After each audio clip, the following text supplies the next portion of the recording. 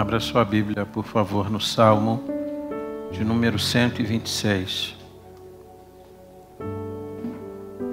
Como se trata de um livro poético, a gente não se refere a capítulo, mas a número. O salmo que nós vamos ler é o Salmo de número 126.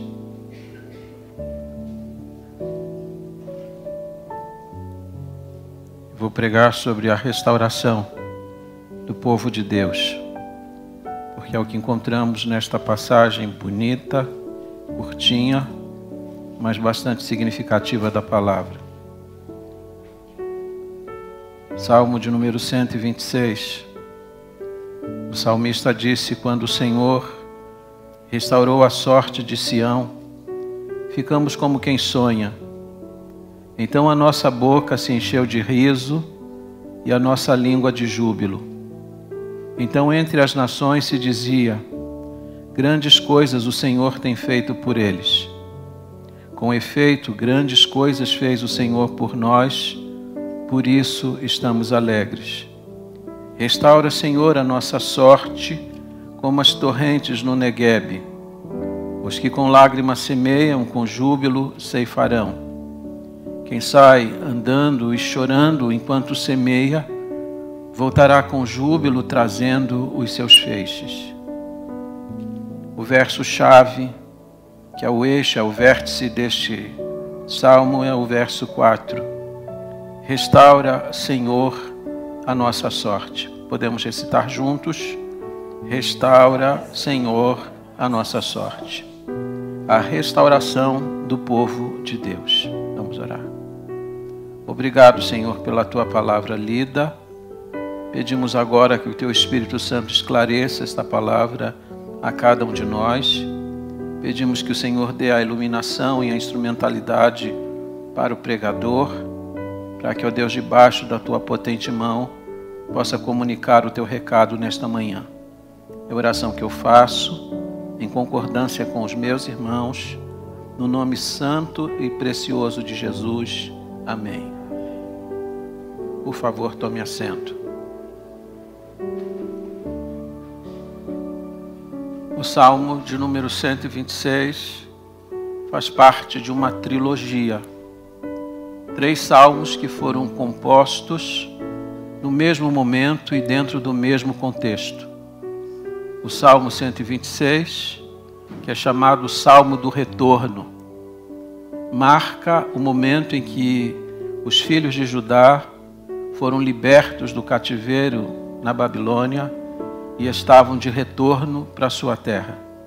Daí porque é chamado o Salmo do Retorno. O Salmo 127, que vem em seguida, que é chamado o Salmo da Construção, porque aqueles que voltaram do exílio precisaram reconstruir aquilo que estava destruído.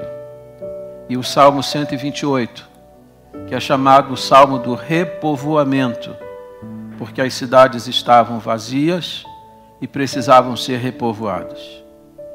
O Salmo 126, ele é bastante significativo. O escritor, aliás, o tradutor bíblico, colocou em nossas Bíblias um título: Consolo para os que choram. Na verdade, esses subtítulos que aparecem, eles não constam da Bíblia hebraica, mas não deixam de transmitir uma grande verdade. Para compreendermos esse salmo, nós precisamos prestar atenção nos tempos verbais. São os tempos verbais que fazem a divisão perfeita deste salmo. O salmista, quando escreve o Salmo 126, ele está olhando em 3 direções diferentes. Ele olha para o passado, ele olha para o presente e ele olha para o futuro. Se não, observe comigo os versos que acabamos de ler. Quando o Senhor restaurou, passado, a sorte de Sião, ficamos, passado, como quem sonha. Então a nossa boca se encheu, passado, de riso, e a nossa língua de júbilo. Então entre as nações se dizia: grandes coisas o Senhor tem feito por eles. Verso 3, com efeito, grandes coisas fez o Senhor por nós, fez passado, por isso estamos alegres. Verso 4, restaura, Senhor, a nossa sorte. Restaura hoje, restaura agora. Ele está olhando para o presente. Os que semeiam com lágrimas, com júbilo ceifarão. Quem sai andando e chorando enquanto semeia, voltará com júbilos trazendo os seus feixes. Isso é futuro. Semeia hoje, vai colher no futuro.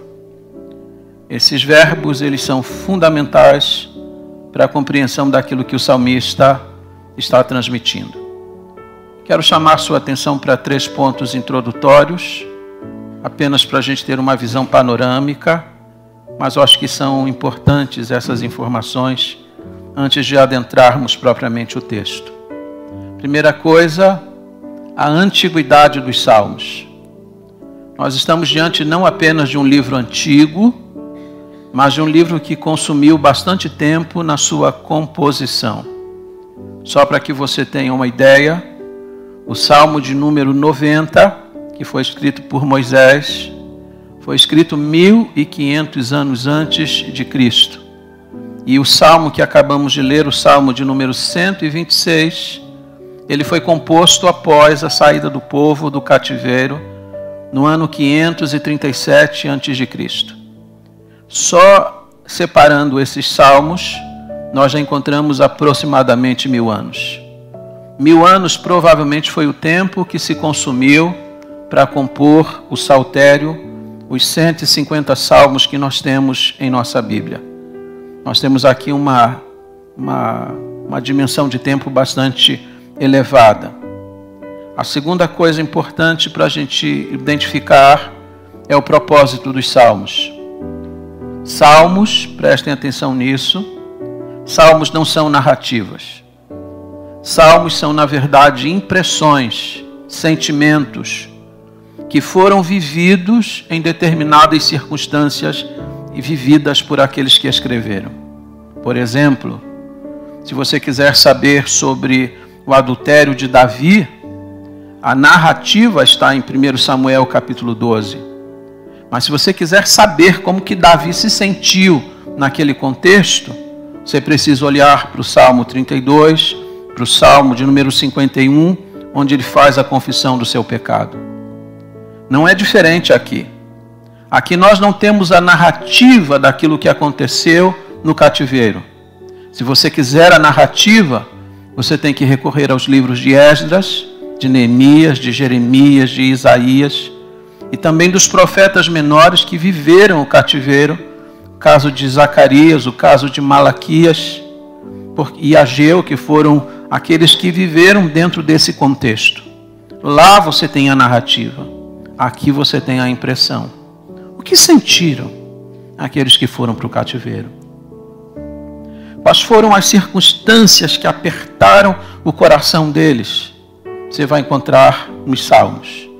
E basicamente o Salmo 126 e o Salmo 137 tratam de uma forma extraordinária sobre os sentimentos que foram vividos neste instante. E esses sentimentos, eles foram traduzidos em peça literária, em poesia e em canção. E essas canções eram cantadas na liturgia judaica. Terceira coisa, a classificação dos salmos. Você vai encontrar algumas notas de rodapé, algumas notas logo depois do subtítulo, identificando que tipo de salmo você está lendo. Porque você vai ler sobre salmos de instrução, você vai encontrar salmos de lamentação, salmos de louvor e gratidão a Deus. E aqui você está diante de um cântico de romagem. E o que isso quer dizer? Quando a Bíblia diz que este é um cântico de romagem, os cânticos de romagem eles vão do Salmo 120 até o Salmo 134, eram os salmos que eram entoados enquanto os peregrinos estavam indo para Jerusalém, para prestarem a Deus o seu culto, a sua adoração, para participarem das 3 principais festas judaicas, a Páscoa, o Pentecostes e a festa dos Tabernáculos. Enquanto se caminhava para Jerusalém, ia-se cantando os cânticos de romagem, e, portanto, o Salmo 126 era cantado enquanto eles estão em peregrinação dos lugares de onde saíram até chegar a Sião. De posse dessas verdades ou desses pontos introdutórios, eu quero olhar com vocês essa manhã para 5 verdades que eu aprendo quando eu olho para o Salmo de número 126. Primeiro, o conceito da restauração. O que é restauração? Eu olhei para o nosso dicionário, mas embora não divirja ou não esteja numa divergência em sentido da língua hebraica, eu vou ficar com a língua hebraica. No hebraico, restauração significa trazer do cativeiro, trazer de volta, retornar, restaurar. Esse é o sentido básico daquilo que o salmista está escrevendo aqui. O povo de Deus fora levado para o cativeiro. E diz a Bíblia que eles foram cercados por Nabucodonosor, que era o rei de Babilônia. Nos dias em que o povo de Judá foi levado para o cativeiro, a Babilônia era uma das superpotências, ou a maior superpotência do mundo. E a Bíblia diz que a cidade foi cercada. Foi um cerco tão fechado que, diz a Bíblia, ninguém entrava, ninguém saía. Depois de um tempo de cerco, o desespero tomou conta da cidade de Jerusalém. A fome passou a reinar. De tal forma que o escritor bíblico disse que mais felizes foram aqueles que morreram ao fio da espada, porque a fome dentro da cidade era implacável.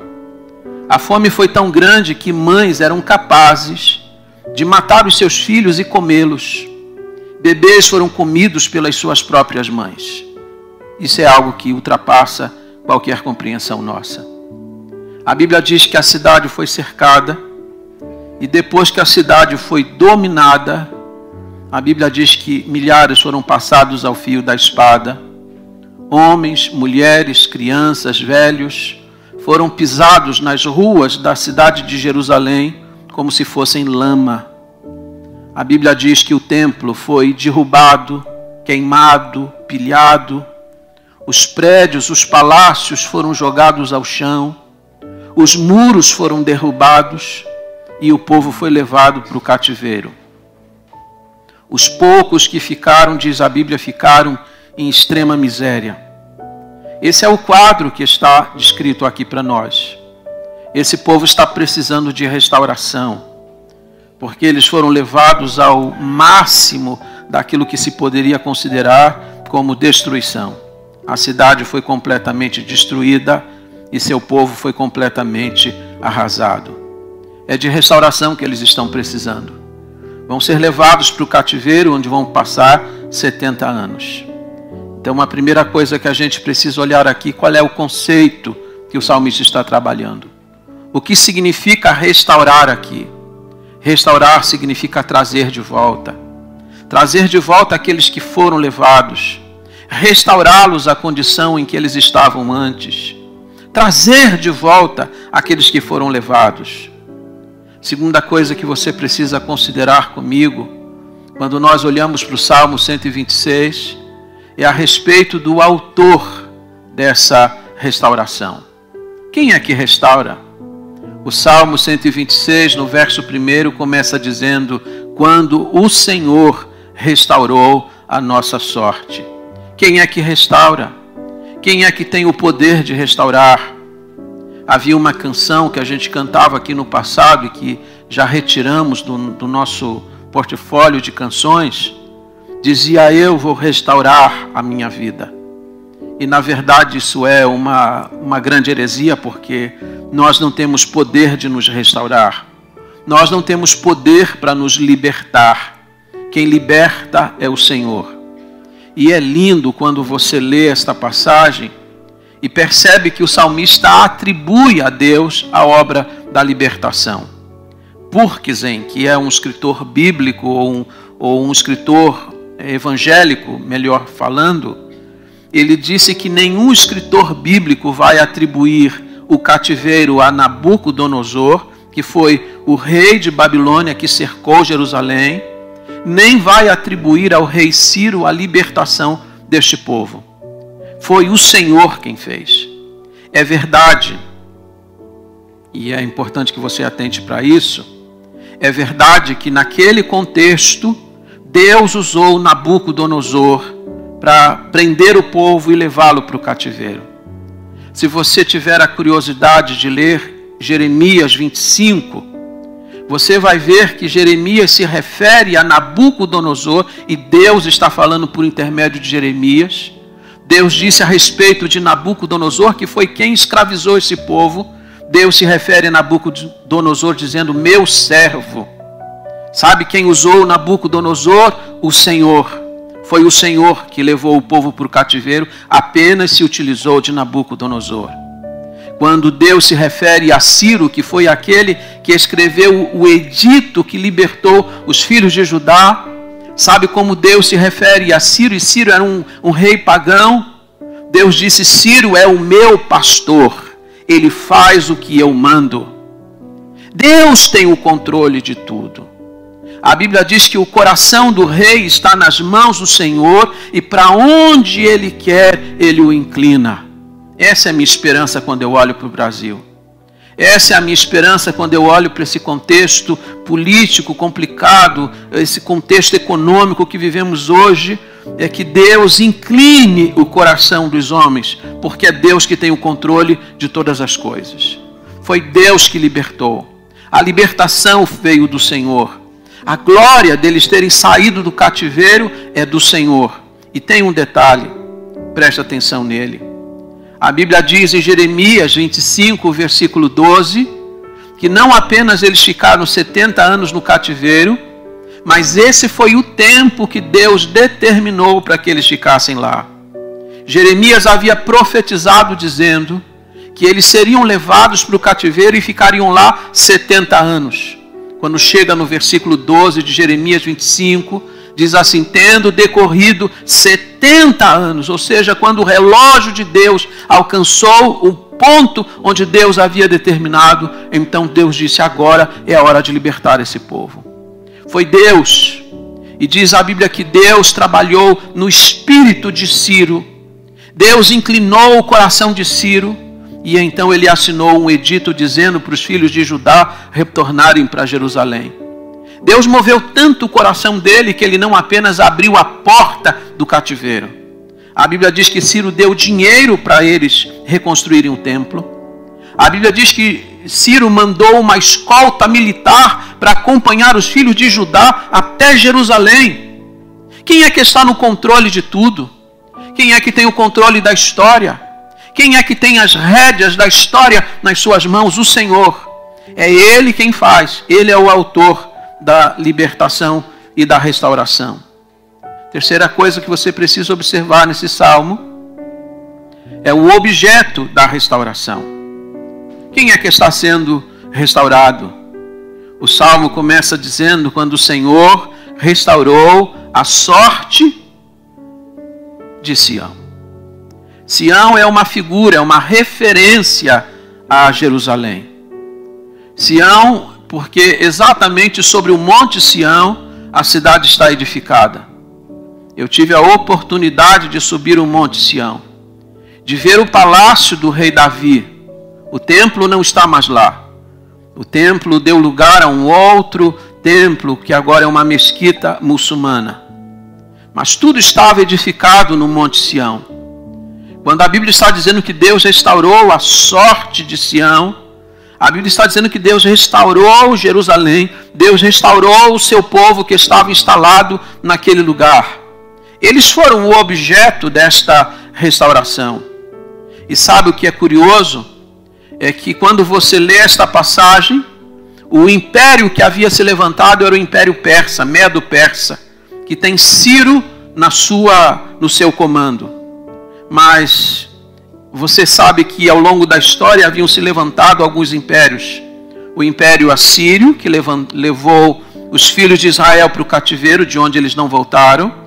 Os assírios foram vencidos pelos babilônios, então a Babilônia assumiu o posto de principal império, mas o Império Babilônico também caiu e foi vencido pelos Medos Persas. Então, nesse momento, quem domina o mundo é o Império Medo-Persa. Mas ali na Babilônia, estão cativos de todos os povos que foram conquistados primeiro pelos assírios, depois pelos babilônicos e depois exatamente por aqueles que são chamados medo-persas. Ali estão vários povos naquele lugar. Mas sabe para quem Deus abriu a porta do cativeiro?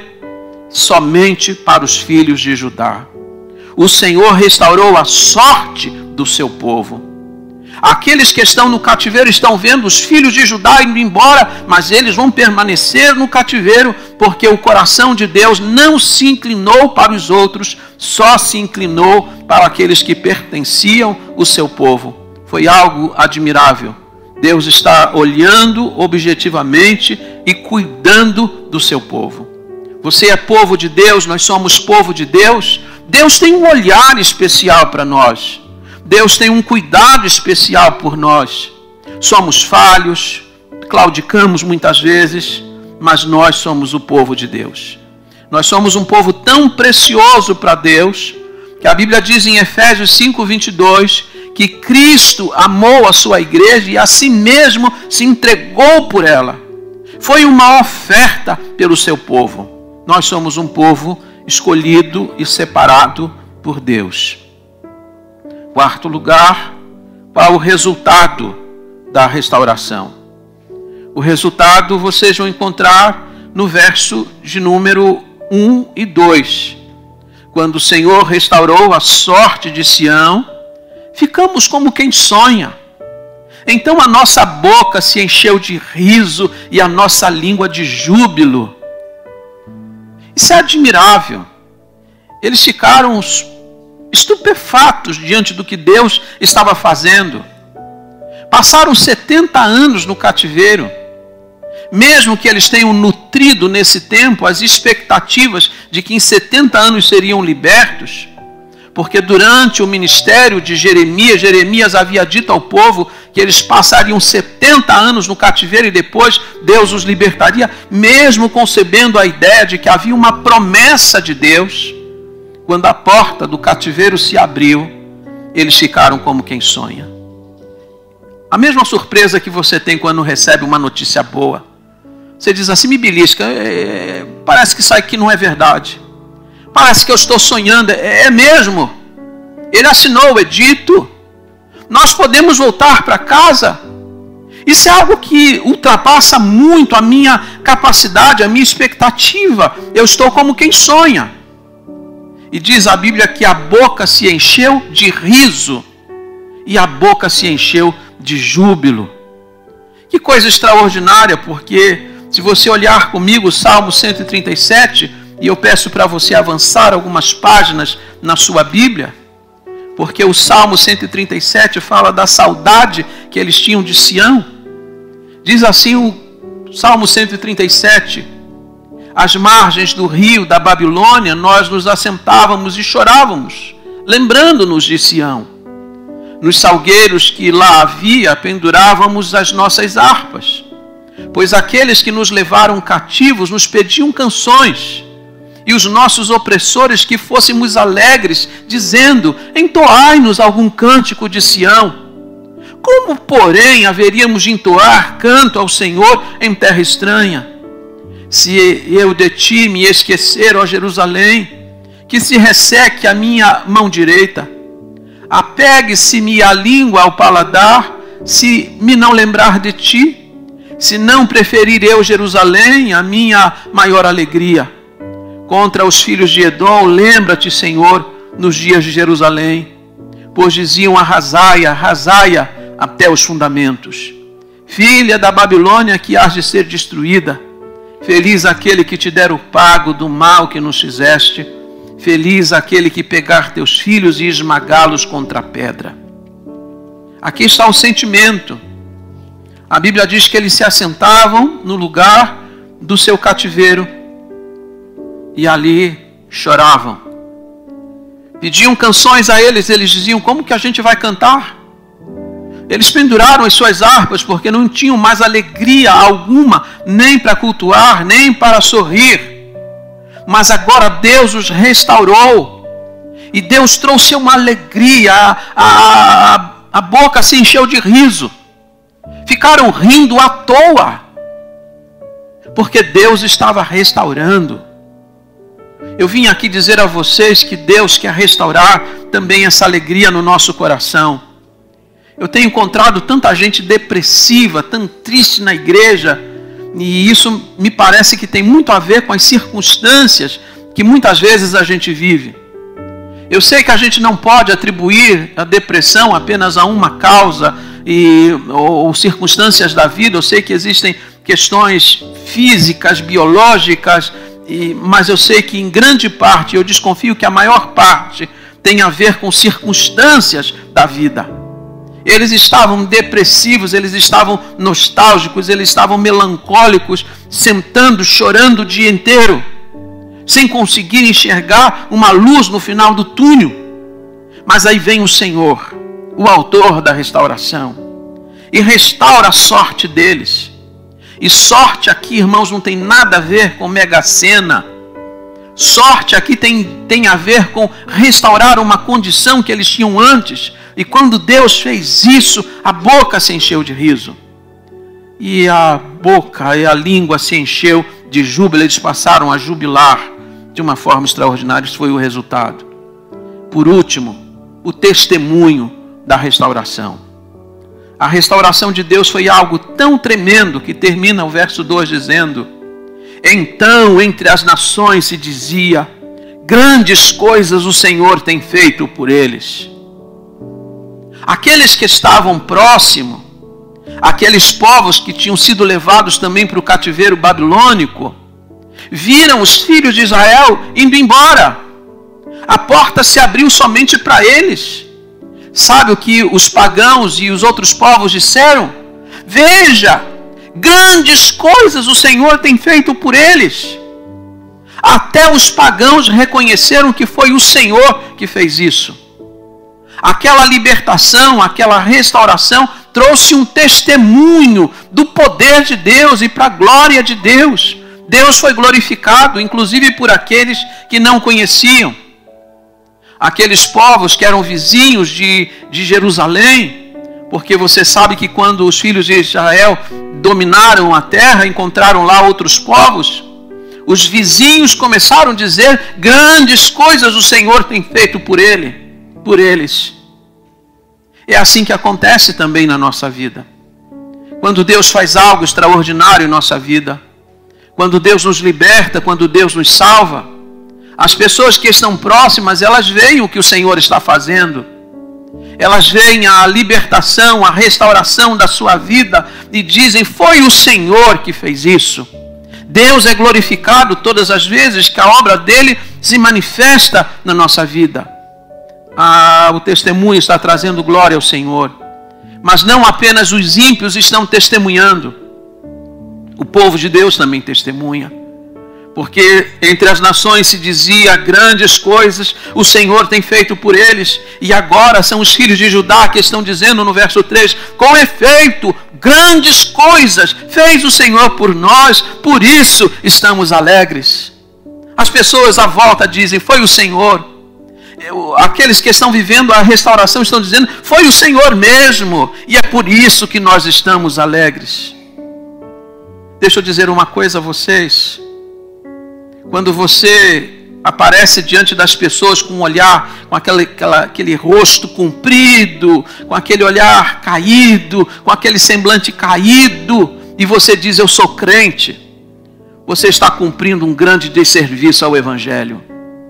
Como que as pessoas lá de fora vão querer o Evangelho, se você que foi alcançado por Ele, foi liberto por Deus, foi restaurado por Deus, vive sempre abatido com o olhar comprido? Não, quando as pessoas disserem, foi o Senhor mesmo, e é por isso que eu estou sempre alegre. O Evangelho tem que trazer o seu semblante, a sua boca, a alegria e não a tristeza, porque a tristeza contradiz ao Evangelho. A Bíblia diz que o fruto do Espírito é gozo, o fruto do Espírito é alegria. Onde Deus está agindo, existe alegria contagiante. Se você abrir, por exemplo, lá em Atos capítulo 8, versos 7 e 8, a Bíblia diz o que Filipe está fazendo em Samaria. E diz a Bíblia ali que pessoas estão sendo curadas, pessoas estão sendo libertas, Deus está fazendo uma obra extraordinária ali. E diz a Bíblia que houve grande alegria naquela cidade. Onde Deus está trabalhando, existe grande alegria. Portanto, se você vive sempre triste, abatido, você está contradizendo a mensagem do Evangelho. E eu vou terminar. Vou terminar com 3 aplicações, olhando objetivamente para a divisão que o salmista faz a partir dos tempos verbais neste salmo. Primeiro, lembrar para vocês que Deus tem perdão para o passado. Irmãos, ninguém ignora a voz de Deus impunemente. Ninguém peca contra Deus e tem sucesso no final. Nunca alguém vai ter sucesso no pecado. Se há uma coisa que a gente aprende quando estuda a doutrina do pecado, é que pecado pode ser perdoado, mas as suas consequências nunca serão poupadas. Os filhos de Israel ouviram a voz de Deus. O Jeremias 25, versos 2 e 3, Jeremias disse que Deus enviou os seus servos. Deus enviou os seus profetas, Deus enviou os juízes para falar para a casa de Judá, para adverti-los do perigo que eles estavam correndo. Eles estavam pecando contra Deus. Eles abraçaram a idolatria, eles abraçaram a imoralidade. Eles cometeram atrocidades diante de Deus e Deus levantou os seus servos. Mas diz Jeremias que eles taparam os seus ouvidos. Eles não quiseram ouvir a Deus. Então, usando uma linguagem humana, Deus perdeu a paciência. Deus perdeu a paciência e levantou contra eles um adversário. Levantou contra eles Nabucodonosor, que Jeremias disse que era um servo, porque fez o que Deus queria que ele fizesse. Deus utilizou-se dele, e ele então cercou Jerusalém e pilhou a cidade, destruiu aquilo que eles tinham de mais precioso, que era o templo. Eles agora não podiam mais oferecer sacrifícios a Deus. Eles agora não podiam mais oferecer culto a Deus, porque não existia mais templo. Então Deus permitiu que eles ficassem 70 anos lá, chorando, se lamentando. Mas veja como Deus é bom. Eles estavam no cativeiro porque mereciam o cativeiro. Eles estão sendo punidos pelos seus pecados. Eles estão sendo punidos porque fecharam os ouvidos, porque não queriam ouvir a voz de Deus, como muita gente faz aqui também. Deus está falando, Deus fala, semana após semana, mas eu ignoro o que Deus está falando. E então sofreram as consequências desse pecado. Mas como Deus, Ele é misericordioso e compassivo, passado o tempo do castigo, Deus se lembrou deles, como sempre se lembra de nós. E então levantou um outro império, levantou um outro rei, e diz a Bíblia que Deus trabalhou no espírito de Ciro. E Ciro disse: voltem para a terra de vocês, voltem para Jerusalém, reconstruam o templo do Senhor. Diz a Bíblia que Deus começa então a trabalhar não apenas no coração de Ciro, mas diz a Bíblia que todos que estão em Babilônia, estão à volta de Babilônia, começam a pegar ouro e prata, joias, e começam a dar para aqueles que vão voltar para Jerusalém os seus bens, inclusive animais. Por que isso acontece? Porque a Bíblia diz que Deus ele está muito mais pronto a perdoar do que a castigar. Nós temos uma visão, muitas vezes, assim de Deus, sabe? Sempre olhando para a gente, procurando uma oportunidade para dar uma paulada na gente, sabe? Mas Deus não é assim. Deus ele está sempre muito mais pronto a perdoar você, a levantar você do que a destruí-lo. Leia o Salmo 103, e Davi disse que o Senhor ele é tardio em irar-se, ele é grande em benignidade. Ele vai dizer no verso 9 do Salmo 103 que ele não repreende continuamente. O que o Salmo 103 mostra para nós é que Deus ele está propenso a você. Ele está propício a você se você se arrepende. Deus tem perdão para o nosso passado. Então se permita ser perdoado por esse Deus que está pronto e inclinado a fazê-lo. Segundo lugar, Deus ele tem solução para o presente. E o salmista clama a Deus assim: restaura, Senhor, a nossa sorte. Restaura como? Restaura como a torrente no Neguebe. Se um dia você viajar para Israel, e Deus me deu esse privilégio, e você entrar pelo sul da Palestina, você vai atravessar o deserto. E é curioso que quando você atravessa o deserto, você percebe enquanto viaja por lá, que no deserto tem muitas pontes. Muitas pontes. E eu, na minha ignorância, perguntei ao guia: por que tantas pontes no deserto? Ele me olhou com aquele olhar assim, de alguém que está respondendo a uma pessoa ignorante. Você não sabe? O deserto do Neguebe, no período, no ciclo das chuvas, ele é transformado. 11 meses, isso aqui é um terreno desértico. Mas durante um mês no ano, quando as chuvas caem sobre este lugar, surgem pomares, surgem vegetação bonita. E esses leitos que estão secos e rachados, eles começam a dar lugar a um rio caudaloso, por isso as pontes. Quando o salmista disse no presente: ó Deus, restaura a nossa sorte, como as torrentes no Neguebe, ele está dizendo que Deus ele tem capacidade de mudar as coisas de uma hora para outra, de transformar um deserto em um lugar de pomares, de transformar leitos secos em rios caudalosos.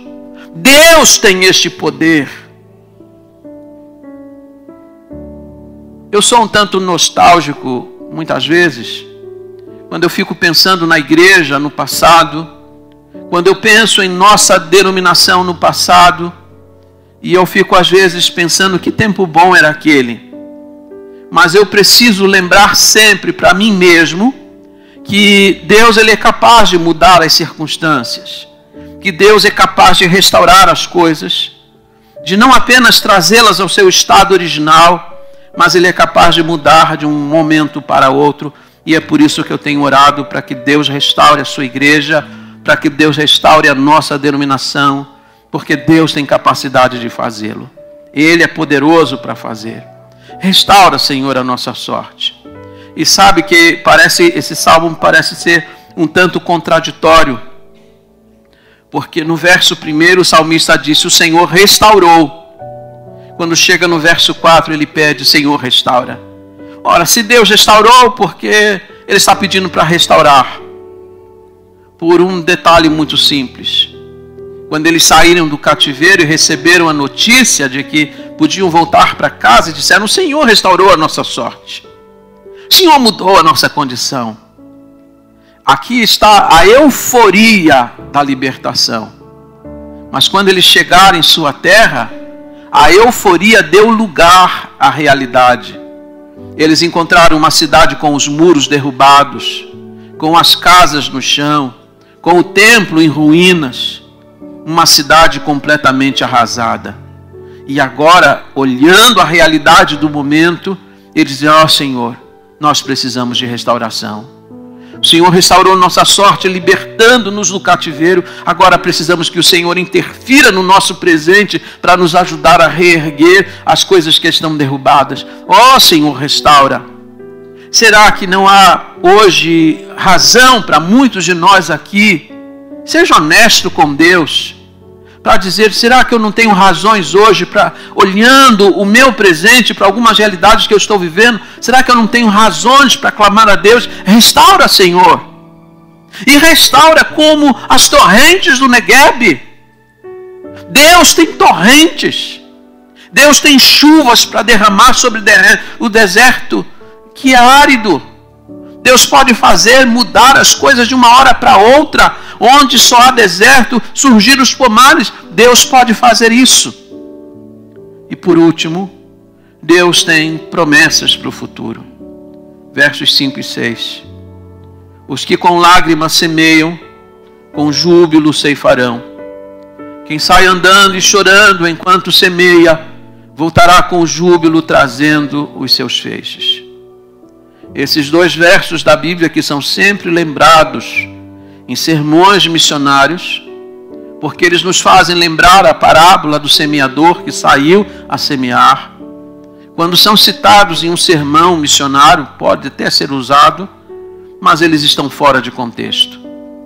Aqui não está se falando de evangelização de perdidos. Aqui está se falando de restauração do povo de Deus. Eles encontraram uma terra arrasada e precisavam reconstruí-la. Encontraram o solo seco precisando ser semeado. E aqui a Bíblia está falando de fé. Quando você ainda não vê as chuvas chegando e precisa arar a terra e colocar nela a semente. Não tinha chuvas, mas tinham lágrimas. E enquanto eles iam abrindo os sulcos na terra, iam arando a terra e colocando as sementes, mesmo não havendo chuvas, eles regavam a semente com as suas lágrimas, na expectativa daquilo que Deus vai fazer, na expectativa do futuro. E aqui se diz: os que com lágrimas semeiam, com júbilo vão ceifar. Às vezes você não vê com os olhos, mas precisa enxergar pela fé. Deus vai fazer. Em algum momento Ele vai fazer. O que me cabe agora é fazer a parte que me cabe. Tem que sair, tem que andar, tem que semear. E enquanto a gente faz isso, a gente semeia com lágrimas. Spurgeon disse que semear com lágrimas significa muitas vezes estar diante da palavra de Deus, ou semeando com confiança na palavra, semeando, orando diante de Deus com lágrimas, na expectativa daquilo que Deus vai fazer. E aqui se garante que quando a gente caminha por fé, a gente obtém um resultado. Os que semeiam com lágrimas, com júbilo, vão ceifar. Quem sai andando e chorando enquanto semeia, voltará com júbilo trazendo os seus feixes. Qual é a oração que eu gostaria de fazer com vocês hoje aqui cedo? É pedir aquilo que o salmista faz no verso-chave do Salmo 126. Restaura, Senhor, a nossa sorte. A restauração, a libertação, é uma obra soberana de Deus. Nós não nos libertamos, nós não nos restauramos. Quem restaura e liberta é o Senhor. Mas sempre que Deus restaura e liberta, Deus restaura e liberta em resposta a uma oração. E a oração que o salmista está fazendo aqui é essa: restaura, Senhor. Era 31 de dezembro de 1739, na Universidade de Oxford, em Londres. Um grupo de jovens se reuniu para orar. Eles tinham feito um clube, um grupo de estudos da Bíblia, eles chamavam esse grupo de Clube Santo. E no dia 31 de dezembro, na virada daquele ano, eles resolveram se reunir para orar. Enquanto eles oravam, Deus os visitou de uma forma especial. O Espírito Santo desceu sobre eles. E rompeu-se a partir da Universidade de Oxford um grande avivamento em Londres que se espalhou por toda a Europa. Os historiadores dizem que foi aquele avivamento que poupou a Inglaterra de um banho de sangue. Deus visitou em resposta às orações. Era 1904 e um jovem chamado Evan Roberts começou a orar ao Senhor, pedindo a Deus pelo seu país. E Deus visitou o país de Gales em 1904 em resposta à oração desse jovem. A libertação e a restauração é uma obra soberana de Deus, mas sempre que ela acontece em resposta à oração do seu povo. Aqui está você, aqui estou eu. Vamos clamar a Deus por restauração. E eu quero convidar você para ler comigo 2 versos da Bíblia, e vamos fazê-los em pé. Salmo 80, verso 3. Salmo 85, verso 6. Os versos estão em tela para nós lermos juntos. Primeiro, o Salmo 80, verso 3. Vamos juntos? Restaura-nos, ó Deus, faze resplandecer o teu rosto e seremos salvos. Quem é que restaura? O Senhor. Restaura-nos, ó Deus. Salmo 85, verso 6. Porventura não tornarás a vivificar-nos, para que em ti se regozije o teu povo? Não tornarás a vivificar-nos. Tornar a vivificar é restaurar. O Salmo 85 é um salmo dos filhos de Corá. Eles disseram nesse salmo que Deus perdoou, que Deus encobriu, mas por último, no verso 6, eles pedem a Deus que os restaure. Não tornarás a restaurar-nos, a vivificar-nos. Aqui estamos nós e precisamos pedir por nossa vida, por nossa família, por nossa igreja, por nossa denominação e, mais do que tudo, pela nossa nação. Porque Deus pode visitar a nossa terra em resposta à oração que fizermos nesta hora. Restaura-nos, ó Senhor. Restaura a nossa sorte. Restaura de uma forma exponencial, extraordinária, como as torrentes do Negueb. O Senhor é capaz de mudar todo e qualquer cenário. Vamos orar. Obrigado, Senhor, pela Tua palavra. Obrigado pelas verdades que ela comunica. Peço ao Senhor agora que aplique essas verdades ao coração de cada um de nós. E, ó Deus, a nossa oração nesta manhã é esta: restaura, Senhor, a nossa sorte. Restaura a nossa sorte como as torrentes no Negueb.